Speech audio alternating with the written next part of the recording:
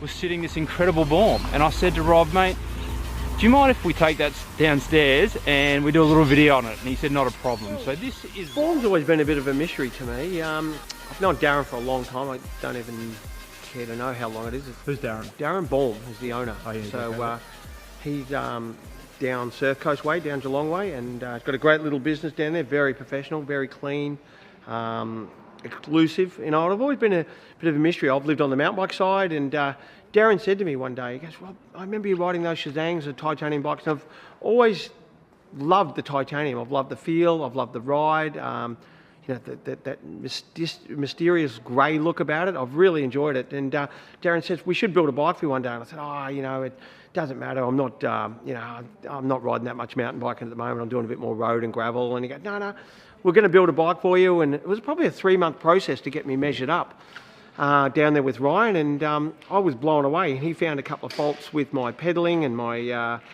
cleat setup straight away. And I was quite intrigued with his whole setup from the start to the finish. Was amazing. Wow. So right away he found all those problems, and then I took my 3 best. He goes, bring your 3 best bikes down here and we'll measure them up, we'll do the size, you know, and we'll get the saddle right and everything. And he put me on this bike and changed around a bunch of things, went away for a few weeks, went down there and said, right, you're going to ride at 200 watts for half an hour, go and do this and do this. And after a bit of playing around, he goes, right, I'm about to push a button and see what you think. So he pushed a button and he goes, you know, so this bike, and it's all hydraulic. And it moved me back to this position that felt awfully unfamiliar to me. I'm like, this is horrible. He goes, that's where you were. We'll go back to where we've reset you. Wow. So he reset my position. And, you know, when you're buying a bike from a bike shop, the majority of the time, it's what's the word? It's a comparison. You know, like they're trying to go, right, it's a 54, 56, 58, and you would fit in that size. That's the geometry you're going to like. That's the head angles you like. That's the bottom bracket you're going to like. But it's not going to be exactly what you want or prefers you. So Darren came up with a design for me, and this is my new bike here, and he said to me, you're going to love the geometry, and he didn't tell me anything about it, and I went and rode it, and I was just blown away by, one, how comfortable it was climbing. There was no harsh kickback on any of the bumps or anything on my climb, but on the downhills I could find, I was pedaling through corners where previously I was a bit nervous, ready to brake on. So my cornering speed's a lot higher. I'm running the a little bit fastest you bigger. cornered that on?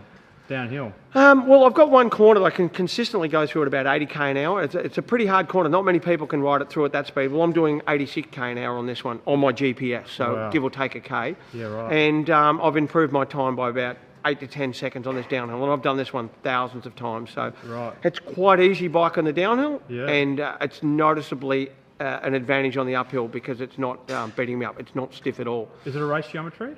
No, it's not. It's a relaxed geometry, so it's a little bit of a hybrid. So he's slackened off the geometry. He's got a little bit lower bottom bracket on it. And I've asked him what actual size it is, and he said, well, it's a Rob Eva. That's what size it is. So it's a one-off, and every frame that he builds is a one-off. Yeah, right. So he doesn't do, you know, a 54 and it's going to fit everyone. He's not into that. He'll build a frame specifically for everyone. And the forks, are they the carbon forks? Yeah, it's a carbon fork. I think that's a generic fork of some sort.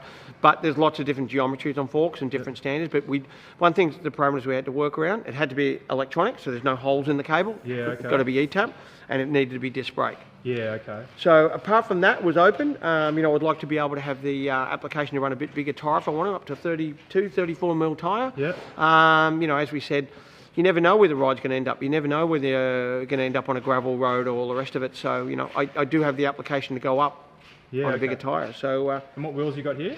So I have, I think, the world's fastest wheels for a road bike. It's a 454. Yeah, okay.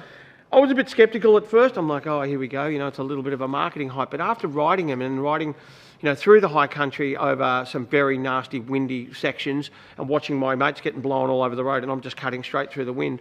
What I'm watching when I'm getting to the end of the ride and I've still got plenty of energy left, you know, they work. They really do work. And, you know, if you're riding down Beach Road or, you know, it seems like most capital cities are around a windy, beachy area, try them out. They work really well. I'm really surprised. Yeah, okay. And the groups that you're running is SRAM E-tap, is it? Yeah, SRAM E-tap. This is a Wi-Fi system because I'm not getting any younger. So this goes up to a 32 on the rear because I do live in the hills. I do prefer the hills. Yeah. And if I need to just spin up a hill and take it easy, I can. So, you know, it's a compact Wi-Fi system. Yeah, so okay. And And so, do you use this bike all the time, or what do you use it for specifically? Look, this is my sunny Sunday bike. I Okay, mean, right. it's you know, if I do a big group ride or I do a charity ride or I've got a multi-day ride, this is the bike I'll take for sure. Yeah, okay. But I've got some other bikes because, to be honest, I don't want to throw this one over the gravel yet. I Yeah. don't want to scratch it. Darren's asked me and told me, make sure you get it dirty. Yeah. But, you know, it's like getting a new Ferrari or a Porsche or something like that. You don't want to take those down a dirt road. That's where I'm at with this one. Right, how old is it?